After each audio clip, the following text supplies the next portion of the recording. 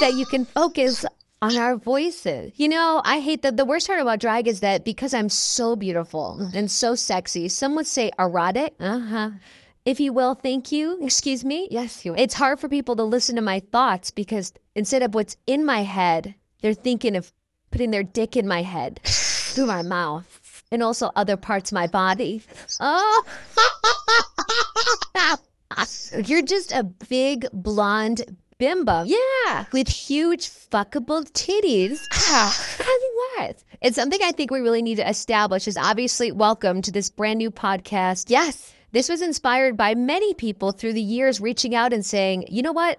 I'll put one of your YouTube shows, whatever, on in the car, and I'll just let it play like it's a podcast. Yeah. Which I don't recommend. I don't recommend that you hear things on your phone while you're driving. No. But what I do recommend is subscribing to this podcast because it's the podcast. Yeah.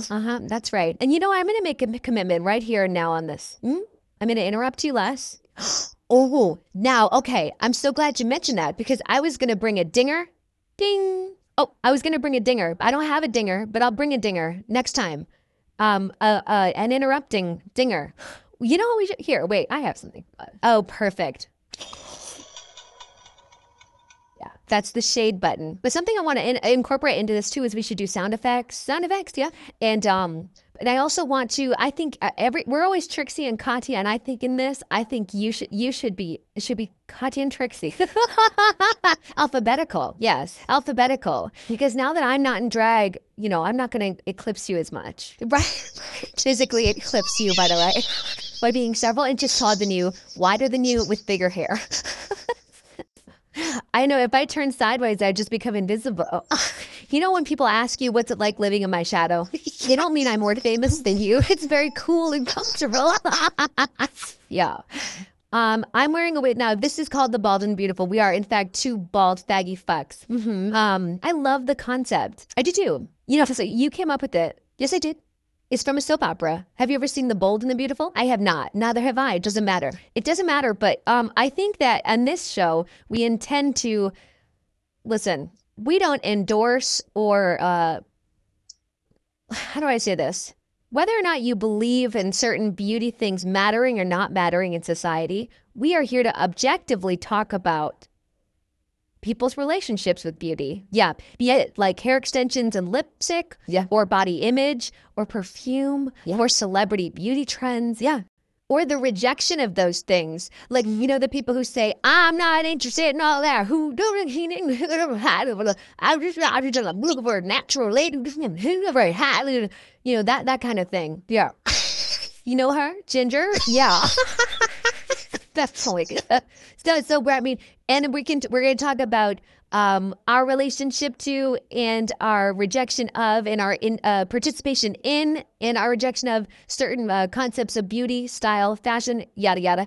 And also, you know, other people's. And we're very passionate about both the extremes of beauty. I mean, like, oh yeah, wiglets and eyebrow tattoos and all that. But I also love people just flat out saying this was the age I you know, like, stopped wearing concealer, period. Or male celebrities doing spray tans. I mean, that counts as beauty. There's a lot of toupees.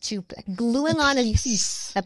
Gluing on a piece. Oh, a hair system. Have you ever read that? Did you have to read that book in school called A Separate Piece? Do you know what that was called? Is it a wig? That was about a wiglet, about a man's journey with a piece, gluing it on every day. And I'm fascinated because my interest in beauty and my participation in beauty goes into the grotesque. Well, that's why I think you and I are very qualified to talk about some of this stuff because let's be honest, we have infiltrated an entire industry that hinges on being gorgeous. Just to get your foot in the door, that foot has to be pedicured. Yep. And you and I, out of drag, let's be honest, it's a gnarled claw. Yes. If we were at a gay bar and we weren't gay famous, ain't nobody would talk to us. If I was a bathroom attendant at a gay bar, people wouldn't even take a Starburst from me. Yeah. And that's why we're in the very unique position of straddling both worlds. One of Middle Earth and one of Hollywood. Yeah, really. Yeah. Because out of drag, we really get to parody and use all the tropes of Americanized beauty to our advantage by both making fun of it, but also, I mean, even if we're making fun of it, we still look great, and profiting off of it. So I think like as drag queens, especially you and I, we both like make fun of beauty standards, but we also sort of celebrate that like you can be kind of not that great and you can invoke the smoke and the mirrors and the spells and the pentagrams and turn into a pretty passable person. Yeah. I'm extremely passable. And something I've found about cosmetics and beauty and perfume and everything is it's an industry that's never the same. People have different relationships with beauty and stuff all the time. Yeah, and also I'm fascinated. I mean, I'm fascinated by your participation in the business side of it because the trend factor of like beauty trends makes my head spin. Yeah, I mean, whether or not, I mean, even people, let's say you're not a person who wears makeup or whatever, whether or not you believe in it, quote unquote, look at the industry. Beauty has been one of the biggest industries you can be in forever. And it's never going to go anywhere. No. And the technology is always changing. Yeah. And celebrities using it or abusing it is always changing. Yeah. And we have so many people in our lives as Trixie and Katya. We've got to meet so many makeup artists, stylists, designers, models, drag queens. We know some of the people who are probably the most influential in beauty. Yeah, casually. We in front and behind the camera. And I usually find that the people in behind the camera are the more fascinating ones. Absolutely. I'm so happy you brought that up. Pivoting to the left. Oh, yeah. It's. Well, let me ask you right now, though. Do you feel beautiful right now? Because I'm not. Tell me. Describe to me how beautiful you are. Well, speaking of beauty, it's called them are COVID toms. They were into time. Yeah, it's this strong tan. And I was on a run the other day, and I ran by the Ulta, and I was bewitched. And I went, I haven't been inside like a beauty store of any kind in a long time. And I had my mask on. I went in there and I shopped for makeup because I'm so tan. I don't match anything. And it was just so magical to be at a makeup store. Real? Okay. Yes. Yeah. And all the testers are taped shut. Yeah, I was going to ask, do they let you test? And nothing is even openable. Leave it up to chance. So I had to just by eye sort of match some products for myself. And I got home and I guess I'm still tan enough that still nothing's all too light, but that's okay. It's okay. You know what else? I mean, you don't shop for makeup or anything. No, really. No, I don't. Your favorite product is whatever gets sent in the mail. Whatever gets sent for real. And what I do is I go to the makeup store. I did go to the makeup store to get something. I don't remember what. But I go in there, pretend like I've never bought makeup in my life. And I ask a question. I say, what is an eyeliner? No, you don't. I do. Well, because of the way I look out of drag, which is, let's just say I don't look like a fierce YouTube makeup person people think I'm shopping for Bob the Builder. Yes. Yeah. But now I'm actually too famous. Now at Ulta's and Sephora's or at Max, I get the primo treatment because they know who I am. Well, see, I'll either do what I said first or I'll do the other thing. I'll say, I'm shopping for my girlfriend. And she's my girlfriend. I'm shopping for my girlfriend. I'm shopping for skin. Everything for skin. She has really good skin. And she also likes to highlight her eyes. What does she look like? Okay, she has 2 eyes. Long hair. She got 6 teeth. She got 6 of them. A swan-like neck. She's swan-like neck. No, but I mean, they're not just makeup and hair. I hope on this show we could talk about other. I don't want to say inner beauty, but let's say no. I want to talk about inner beauty. I want to like self-image, so body image. What do you think inner beauty is? Inner beauty is a crock of shit. You think? Yeah, I know. Inner beauty is a crock of shit. Let me tell you, a good character is attractive. Well, this is the tea. Beauty is in the eye of the beholder, right? Yeah, sure. And let's say I think standing by your word is really important. If you're somebody who stands by your word, I would find that attractive and beautiful. Would you say beautiful? I mean, what do we attribute to inner beauty? Confidence, kindness, passion, all of the healers of a good character. Yeah. Honesty. I know my favorite phrase, God doesn't give with both hands. He sure does it. So I as an ugly person, I only get by. When I see a hot person, I go, they're an idiot and they're a terrible person. Idiot, rotted, yeah. Which is why we have so many friends. Let's see. Devin Green, for example. Yeah. gorgeous, yeah, nice, smart, fun, interesting, generous, compassionate. Yeah. I pretend people like really, yeah, people have it all. You know? Well, she comes from Canada though. She northern to Canada. Yeah. Well, all of Canada's northern. Oh, that's true. She's from southern Canada. She's from Manitoba. So I'm not sure that place actually exists. You know what I mean? Just in terms of she's from the netherworld. She's otherworldly is what I'm trying to say. She's the exception to New Zealand. Yeah. New Zealand. You come from New Zealand. And then other aspects of beauty I think we could talk about include fitness for sure. Or body positive relationships with yourselves at different weights. I mean, body modification. Body modifications. God, do we have people who could inform us on that on this show? We could talk about locational differences because I mean, I'm sure you've noticed, but moving from Wisconsin to LA, me moving from New England to LA, the whole Scrabble board is shuffled around. Yep. I literally just got my lips done and Mary, I want more. Yeah, the Scrabble board gets shuffled around and I guess what you call it in sports, football first down for what you would consider too much plastic surgery. Once you've lived here, it moves. Oh yeah. And pretty soon what was noticeable is not like to me when I first moved here and I saw people with work done, it was like a conversation I had for 2 days. I saw this lady who had big lips, whatever. Yeah, and now I don't even think about it. Yeah, it does you get completely used to it. And it's like the line of what is too much is kind of like way far off in the distance. Now my story is like we went to Gelson's and found parking. You know, that's the unicorn. That's my hot story, hot take.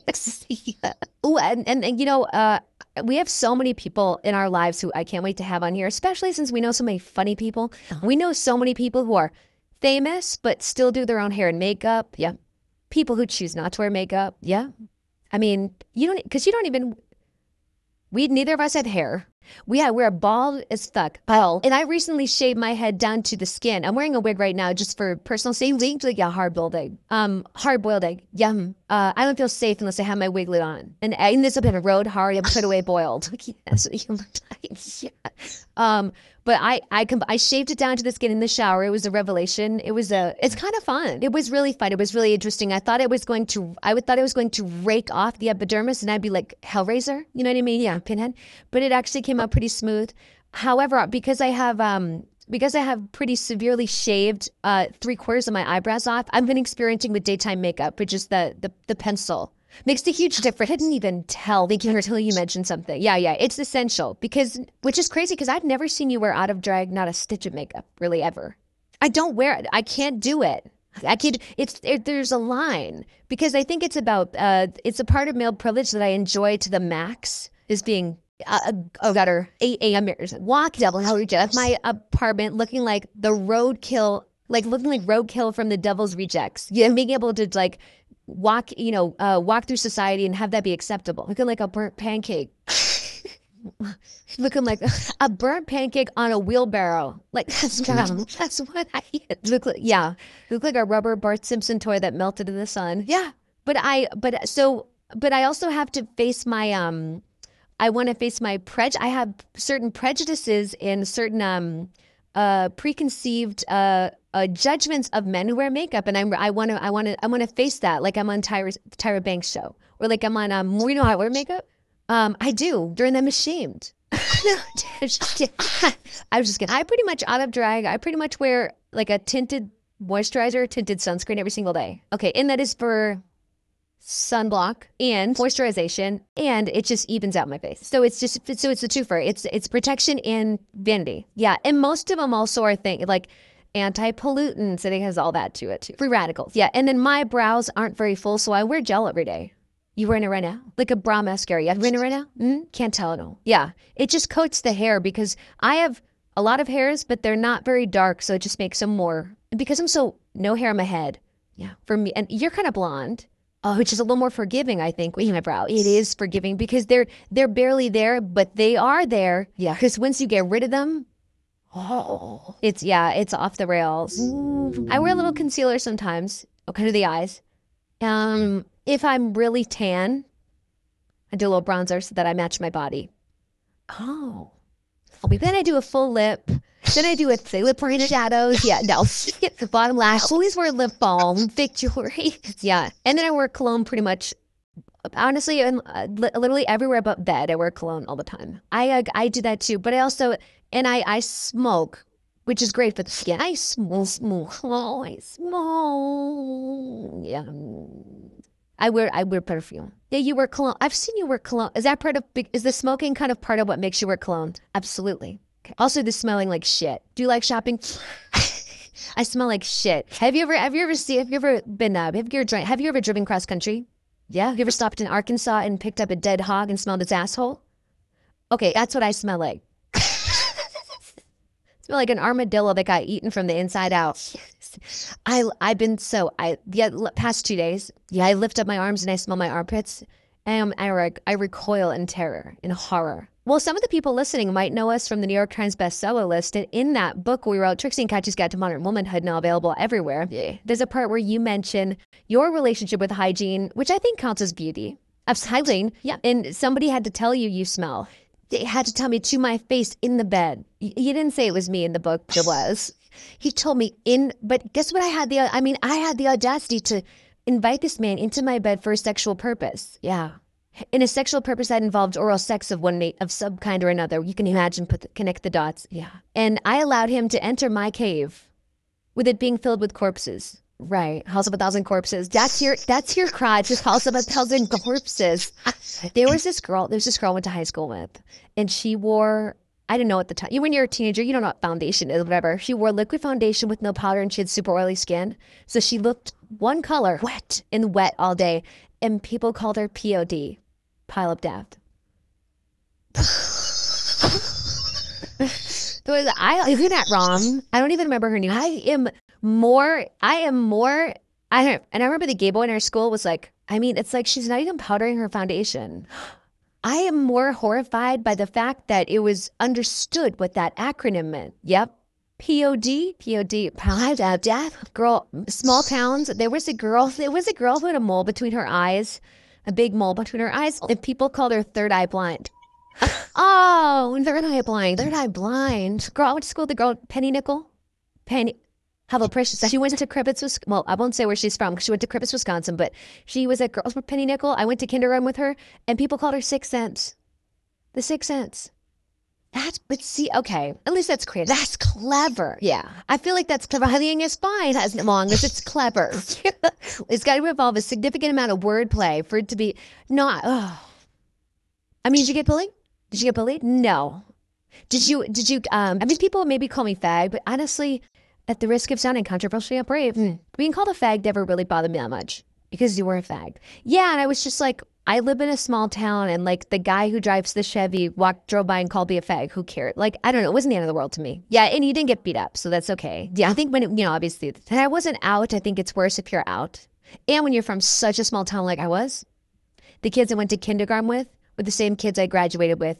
So like, I might be gay, but you knew me since I was 5. Yeah, you knew. You've been new cis. Yeah, you might not even totally, or you know what happened a lot. In a group, those guys would be mean to me, but one-on-one, they wouldn't. So it's almost like that mentality of like, if they're in a group, they'll say faggot, but not one-on-one societal pressure. Because one-on-one, yeah, they were, they wanted it. Hey, did you ever get it? No, but one of the gay guys I went to high school with, Corey. Hi, Corey. He cuts my hair whenever I go to Milwaukee. And he was openly gay. And when you're closeted in high school, the openly gay kid is like, how could you do it? And thank God you're being gay so no one looks at me. Exactly, deflecting. Yeah. It's kind of sad, but when you're insecure, thank God for that gay kid who takes the brunt of it. I completely agree. He was really gay and he got laid left and right because he would go to these, why am I whispering like these people are listening? He would get laid left and right. He would go to these high school parties and like guys he would get laid. We got to have him on the pod. We absolutely do. I want him on the pod. I want to know about this. I would love to have him. If you think my accent is strong, if he's full Wisconsin, you guys want to go to a car? Have fun in the car. Like try the Vince Camuto. You guys, pink Nicki Minaj, Pink Friday, free tote bag. If you guys don't know, that's when I worked in the beauty department at Macy's, Mayfair Mall. My God. See, I worked front desk at a salon. I went to beauty school. What are you bringing to this? I don't have much expertise. I think just natural beauty, effortless glamour. You're actually a lot more informed about, I think, celebrity beauty than I am. Yes, well, a celebrity beauty and fashion, and also the ins and outs of alluring a man. I misspoke. Luring a man into a hole, because I have a lot of experience with what the bare minimum of what it takes to achieve a certain level of beauty that is acceptable to invite a man over into my house to do sex to me. And then, all those different stages in between of like, what is the full drag fantasy and what is the absolute crypt keeper minimum. Well, you've also built a character that is sort of built on what society thinks a sex worker looks like. Sure. Yeah, and I also look like who done it and ran out of drag, which is, I think, is like there's a wide chasm to cross when it comes to from zero to drag. Completely. Yeah. That's why I think that we're going to be able to give really objective and interesting points of view, because if we were two people who were hot in and out of their getup, how informed could you be? Because when you're truly beautiful, your life is just different. Yeah, life is different from birth. Pretty privileged. Everything you say is funnier. Every job you probably, hot people get hired easier. They get hot people get everything. They get everything. And for people like us who've gotten a lot of stuff, knock on wood, honestly, we impersonate a hot person. Yeah, that's what we do. By hook or by crook. Yeah. Really? Yep. All right, so let's take a little break. We'll see you in a bit. And we're back. I like this. I do too. I'm also holding the microphone like I'm like at a show, because I haven't done a show in a long time. I know. I miss holding a microphone. I gotta tell you, I miss it too. And as much as I love wireless microphones, because I travel with a pink wireless. Do you? Yeah. What do you do with your hand? Oh, you play the guitar. So that keeps both my hands pretty busy. I'll let you know when I learn to play with one hand. I don't know when I would have restless hands. Why do I start touching people? I love the cordless mic, but there's something about being on stage with the cord. Yeah. It makes me think of like when I was a kid wanting to be a performer, what that choreography was like, having a cable. I do not like. You don't like the cable word? Oh, I do. No. And because you did like a real stand-up. Oh, I don't want to be a real stand-up. I just want to have the microphone. And I feel like I'm going to do that like cartoon thing where I'm going to trip myself. I'm going to like wrap it around my legs, trip, and everybody's going to laugh at me. Do you know what I mean? Would you ever get one of those like truth or dare mics? Would you ever start wearing a head mic? Absolutely not, because then I feel like a telemarketer or TED Talk or Tony Robinson. Yeah, I'd feel like a snake oil charlatan, a TED Talk speaker, or a telemarketer. A lot of T's. Yes, yeah. I love a strong wireless mic with a bright thing on, you know what I mean? So with a battery, I just feel like a lot of safety in that. If we're talking beauty, we're also talking like glamour. For you, who is the gaggiest epitome of glamour? Your jaw drops every time. You wish you could just dive into their closet and take everything home with you. I mean, I'd probably say Naomi Campbell. That's a great show. Ever seen her look bad? Can wear anything, even with at the most glam to the most pared down. It's impossible. It's an impossible level of glamour and beauty because of the physicality of her bone structure and the face and things, the face of the body, and it also the fact that there's been literally like no there's no difference. The aging process has not degraded her glamour in the least at all.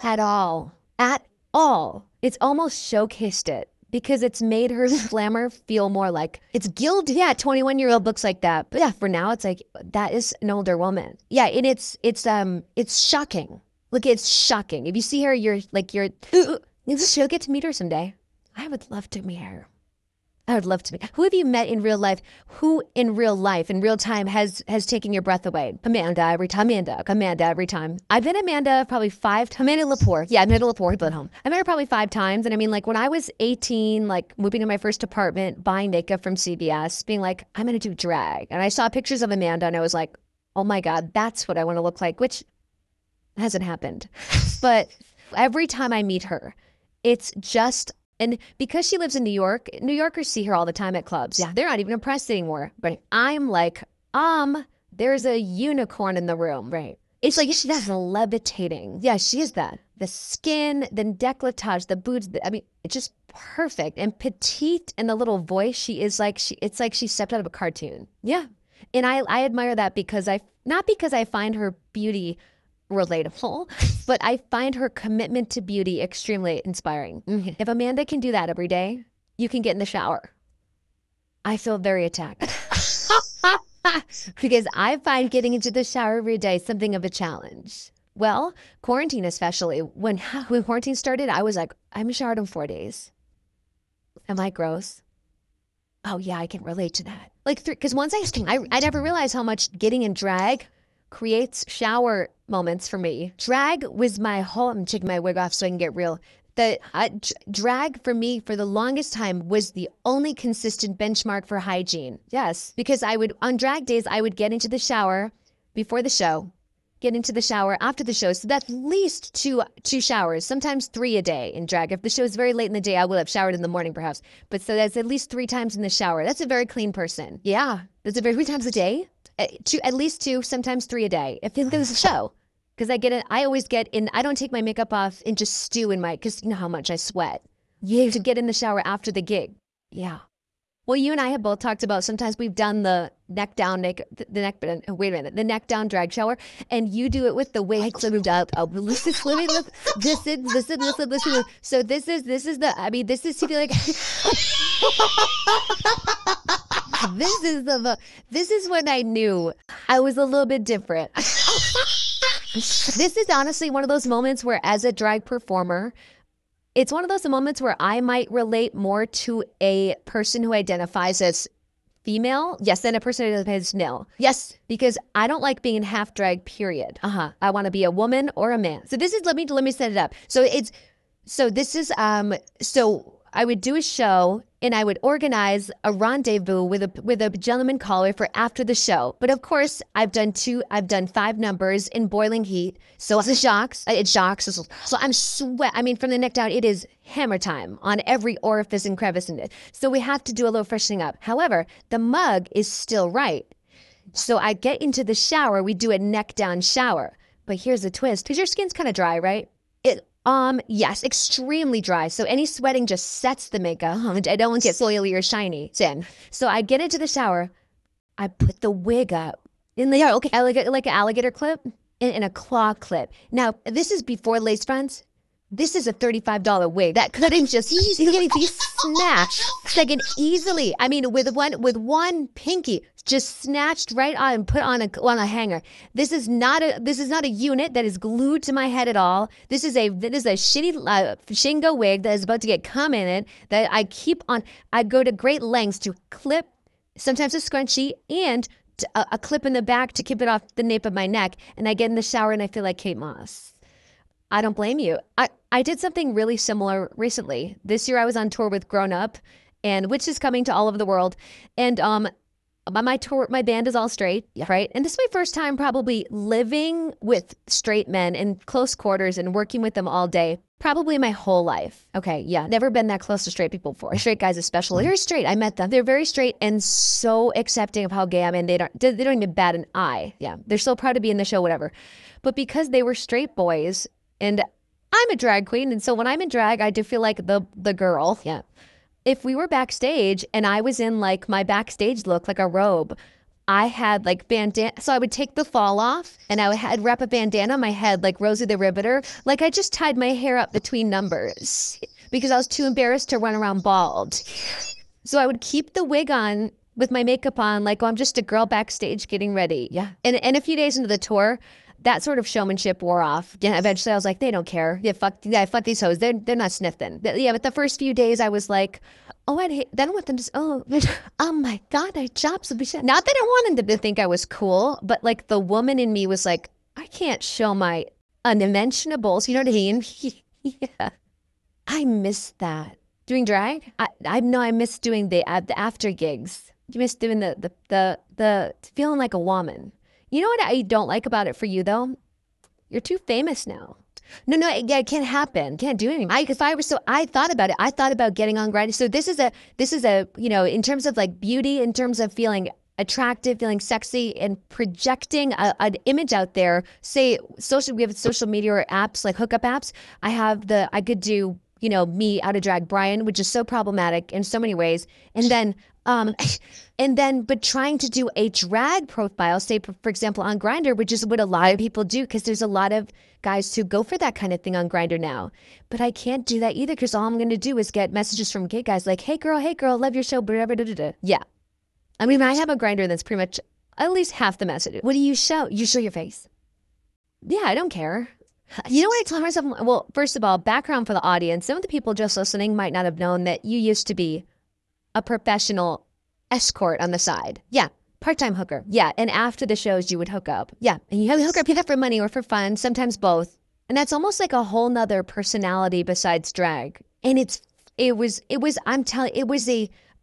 I was very lucky. Listen, there's a lot of caveats going here, because on the one hand, I don't want to condemn or glamorize or promote a particular kind of sex work, because mine was very optional.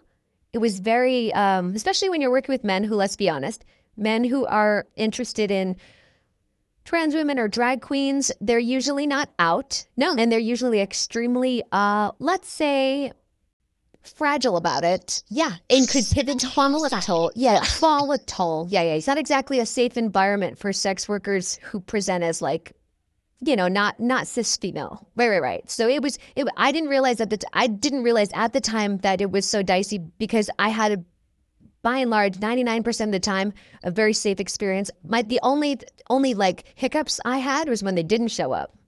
Oh no, that was the only depressing part. But then you have your cake left out in the rain. Oh, you have no idea. And then the desperation of me just imagine me in Leg Avenue lingerie at 1:30 in the morning on my couch smoking a cigarette crying. Oh God. The Leg Avenue is just that part. Yeah. I mean, if we're talking about beauty, one of the other things we want to touch on, we want to talk to people with, let's say, different genitals. We're both really interested in interviewing somebody with a micro penis. So if anybody wants to come on the show, we'll change your voice. We'll keep you anonymous. We want to have open, frank, compassionate conversation about what that's like. I'm so curious, and this is it's not a morbid fascination. It's not something I want to make fun of. It's earnest. I'm really, really, really curious about, because different genitals. I think we should also have a conversation with the flip side, somebody with a extremely big dick, because I think thousands of few different problems. Yeah, absolutely. Another one, I would love to talk to a girl with maybe like a super small boobs versus really big boobs. That's a totally different lifestyle. Or like a really shallow vagina. I would love to talk to. We know somebody in the industry who had implants removed. Yeah, that'll be interesting to hear about. Totally. I want to hear about people with a plentiful labia. Yeah, huge lips. Yeah, and let's just put it all out there right here too. We don't know everything, and we aren't exemplary in any way. So on this show, I think we're going to learn a lot. And I can guarantee that we're not always going to, let's say, go into things with the right terminology. Yes, we're a faggy bald fucks to happen to be white cis men. So yeah, we don't know shit in a lot of ways. Yeah. So we're coming at this from a very we would like to learn. We would like to maybe perhaps a listener can learn through our ignorance. Or our ignorance can be a jumping off point for education, because especially in beauty, it can be very touchy. You know, when I worked in cosmetics, my manager at the time, she said, we don't work in the beauty industry. We work in the self-esteem industry. Which is like when you're like doing someone's makeup at a counter, you're only a few wrong things from somebody like crying in a chair in front of you. Do you know what I mean? Oh my God. Because people come in to talk about their skin texture. I have small lips. My eyes are sagging. My eyebrows are bald. I have all their insecurities laying out Neiman Marcus. I've experienced the same thing where I've walked into like a Nordy's after a bender, and I've looked in one of those magnifying mirrors, and I just had to leave. I left. I just hit the button. Thank you. I had to leave. And you stole the mirror, didn't you? Yeah. I ripped that mirror right off the wall. You spam with it. What you didn't mention is it was a full length. You were robbing this store.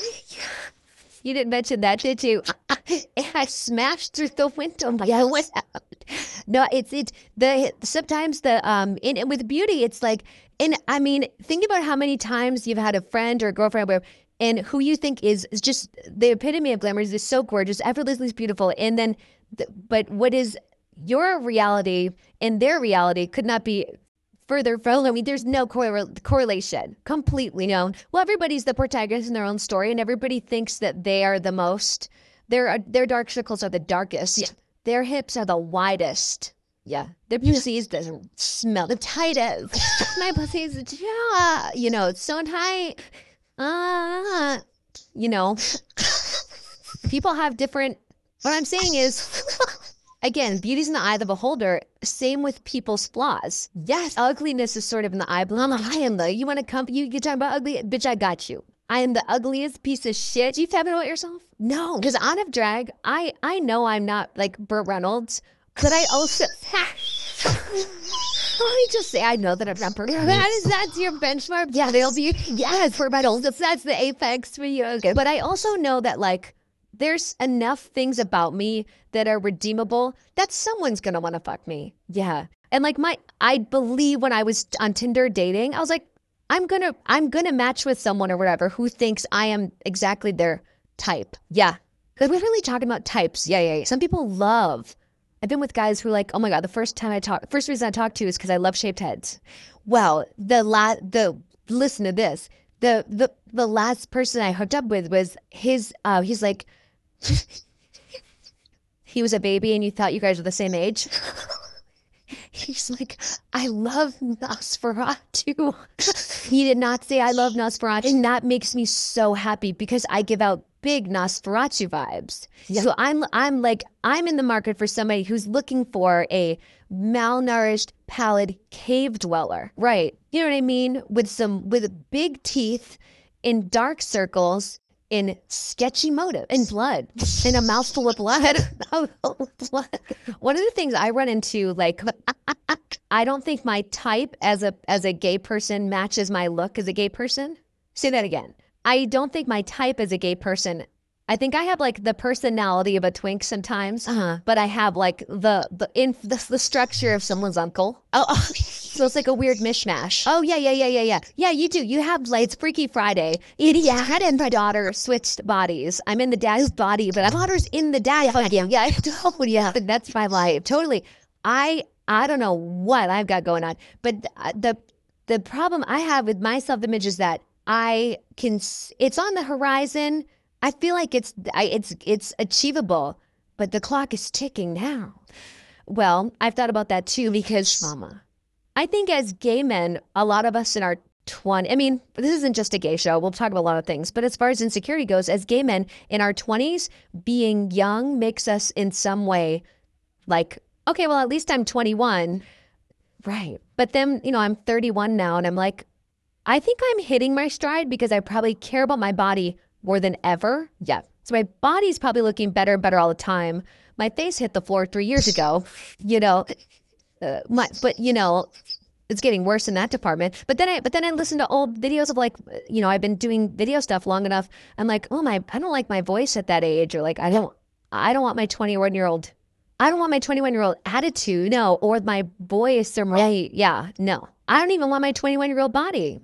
You don't? No. I was definitely naturally thinner. You were skinny, much like and really skinny.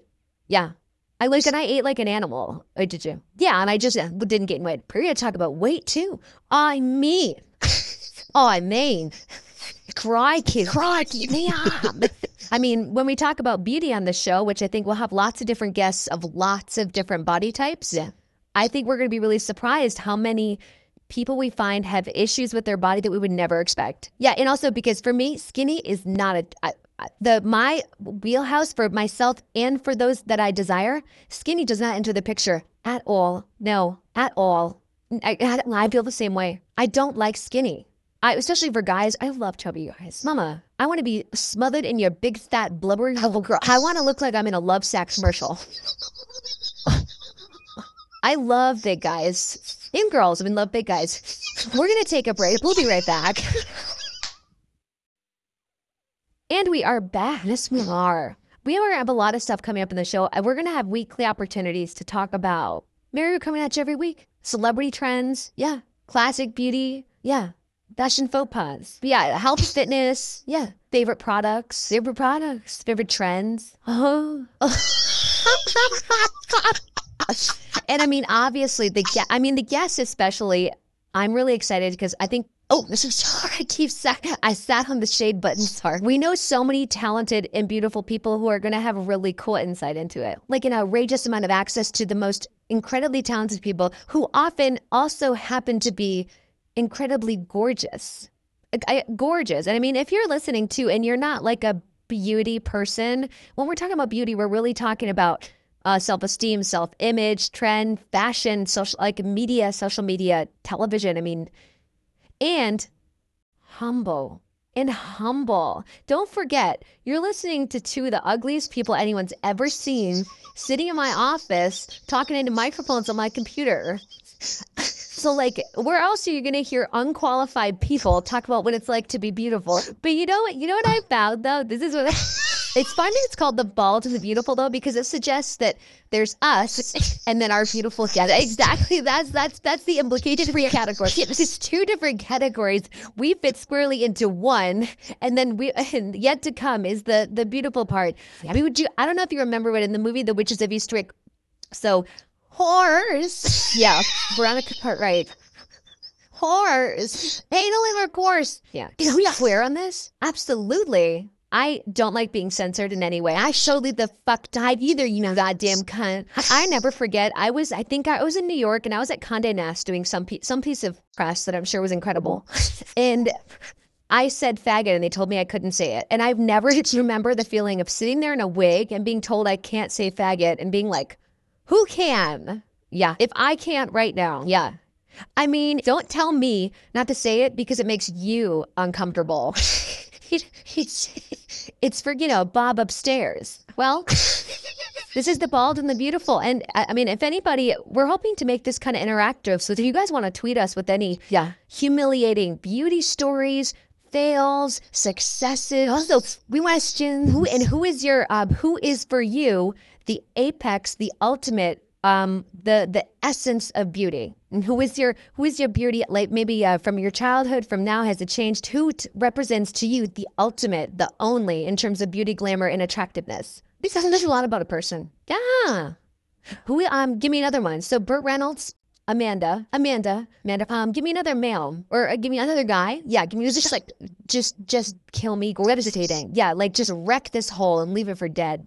Ryan Reynolds. Okay. I mean, John Krasinski. Okay. Holy shit. Would you let shit-attering ram? Yeah.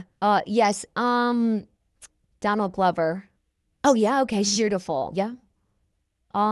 You'd let him just like stuff it with annihilation and just, yeah. I would let him fucking stomp me out like a cigarette. I would let him break me like, I would let him drop a piano on my head. If he was like, I'll have sex with you, but I have this thing where I like to cut people's legs off. I'd be like, yeah, I'll get the saw, baby. Like, I'll go for it. I don't care. I would let Tom Hardy come to my family reunion and butcher every last one of my family, and I would and jerk off. That's long happens. Just let him go to town. He would kiss me on the cheek. Well, do you want to invite people to subscribe? Yeah, hey, folks at home, why don't you go ahead and press that subscribe button? Smash that button. Because we're going to have new episodes every single week. That's 52 episodes a year. You better believe it. I'm surprised it took us this long to start a podcast. No shit. Well, how do we, almost, I think 5 years. 5 years, that would be crazy. But yeah, it is crazy. But if we really look at the formula, you overworked and me completely unstable. So it has to be that magic zone where you're not naked in someone's yard and I'm not on an international tour. Yeah, you have a slight window of availability. Yeah, that can creep through half clothed and sweating. That's if at the chance I come home and she's already in my house uninvited, naked, teeth chattering, I'm like, let's just get a microphone and talk it through. I want to go on a journey, and I want the listeners to come in the back seat with us. I am too. I think obviously we're really good at having fun, light conversation, but we accidentally touch on nuggets sometimes in a good way. I don't like to admit we help people, but I think we do. So we're basically, it's like, you can think about it like this. Like we're in the driver's in the passenger. We're driving a car. You're in the back seat. We're going cross country over beauty land, and we're like, how old are you? In 23? Okay. Yeah. And when I'm in a car seat, yeah, you're in a car seat. And you know, we're driving, not drunk, but every once in a while we're going to clip some mirrors and we're going to get, you know, and uncover some truths. As an avid podcast listener, let me explain something too. On iTunes and all that, the algorithm understands likes and reviews are in our base. So please subscribe. Literally go to the review section. I don't care what you write. Actually, I do. So I don't care if you write, these two fags need to jump off a cliff, but for some reason the algorithm understands, did you know this? It understands reviews and ratings and likes. Mama, math, numbers. But it could be all negative reviews, and I think it still understands it. Really? Well, let's keep it positive. Let's keep it positive. Let's keep it positive. If you ain't got nothing good to say, why don't you shut the fuck up and stay the fuck home? So this is called The Bald and the Beautiful. Do you think we should have some kind of like, stay beautiful? Like sign out? Is that too much? Team too much? I don't know. I'm not sold on that one. Okay, what about different boys? Stay beautiful.